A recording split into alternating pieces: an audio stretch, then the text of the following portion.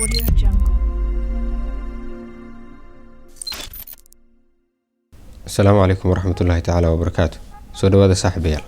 Inta aan mowduuceena maanta u guda galin, waxaan ka afeefanayaa in ujeedka mowduuca uusan ahayn in aan dhiirigelinayo xatooyada iyo tooganimada. Subxaanallah.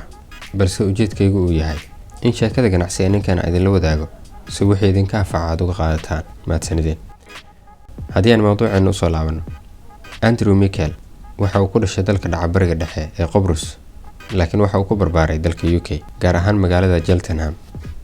Andrew Mikkel oo ah nin ka macaashay shirkadaha dhanka tiknoolajiyadda ayaa markii uu jiray 17 sano isagoo dhiganaya iskuulka waxa uu go'aansaday inuu wax ka bedelo noloshiisa, isagoo tallaabadaasina ku qarash gareeyay lacag dhan 30,000 oo pound oo u dhiganta $40,000 oo dollarka Mareykanka ah, lacagtaas oo uu ka xaday hooyadii. sanadka 1997 waxa uu magaalada Cheltenham ee galbeedka England kula noolaa hooyadii xilligaasi oo uu soo ogaaday fursad ganacsi.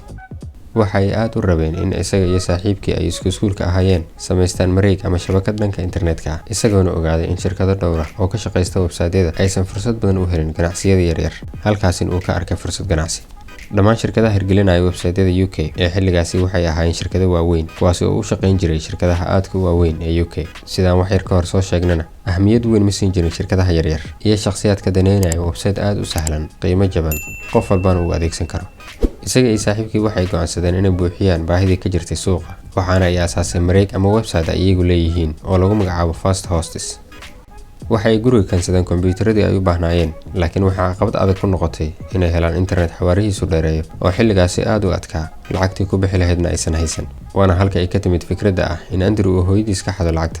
markii ay xaaladdu ku adkaatay, Andrew ayaa waxa uu go'aansaday inuu xado lacag ku jirtay kaarka bangiga ee hooyadii, waxaana uu ku isticmaalay lacagta inteedii ugu badnayd internet xawaarihiisu fiican yahay iyo xayisiimo uu sameynayay shirkadooda cusub. waxa uuna Andrew ku rajo weynaa in ganacsigooda uu noqdo mid guuleysta. nasiib wanaag, 3 bilood ee ugu horreysay waxay heleen macaamiil iyo lacag ay isaga bixiyaan kharashaadka internetka iyo xayisiinta. muddo yar kadib, hooyadii oo ogaatay khiyaanada uu ku sameeyay wiilkeeda ayaa u cafisay lacagtii uu ka xaday, kuna dhiirigelisay mashruuciisa ganacsi. waxa uuna Andrew arrintaasi ka qaaday firfircooni, isagoo isaga haray waxbarashada si uu diiradda u saaro ganacsigiisa.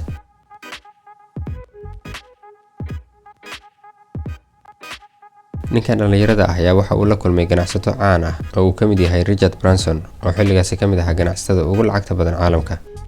9 sano kadib markii uu aasaasay shirkadda Fast Host, waxa uu iska iibiyay saami ku kacaya lacag dhan 61.5 milyan oo ganiga sterlinka ah, halka da'diisu markii ay ahayd 26 jir uu haystay lacag dhan 46 milyan oo gani. 2 sano kadib, Andrew waxa uu aasaasay shirkad kale oo kaydisa macluumaadka ama xogta dadka, taasi oo lagu magacaabi jiray LifeDrive, oo markii dambe uu isaga iibiyay lacag uusan sheegin tiradeeda. waxa uuna hadda leeyahay isla markaana maamulaa shirkadda Back.com. Andrew Mikkel oo hadda da'diisu tahay 41 jir, waxaa hantidiisa lagu qiyaasaa $195 milyan oo dollar. daawadayaal, mowduuceena maanta intaas ayaan kusoo gabagabaynaynaa. inta aan ku kulmi doono mowduuceena xiga. Assalaamu calaykum waraxmatullaahi wabarakaatuh.